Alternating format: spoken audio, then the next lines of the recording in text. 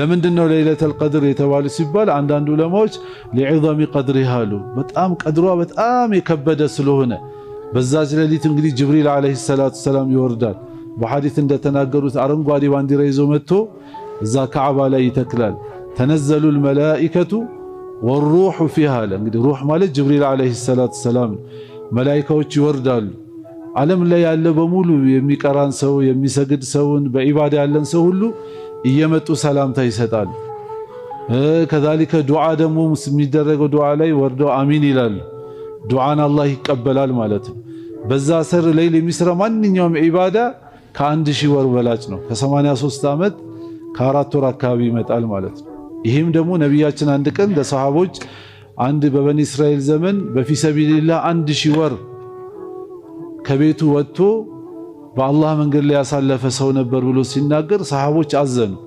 እኛ ልክ አሁን በዱንያ ጉዳይ ላይ ከሌኮ ይህን ትርፍ አመጣ ሲባል ልክ እንደሚቆጨን እነሱ የኢባዳ ነገር ይቆጫቸዋልና እኛ እድሜያችን አጭር ነው እንዴት እንደርሳለን ብሎ ሲሉ አላህ Subhanahu Wa Ta'ala በእነሱ ጥያቄ ይህንን ፈድል ይዞ መጣ ማለት ነው።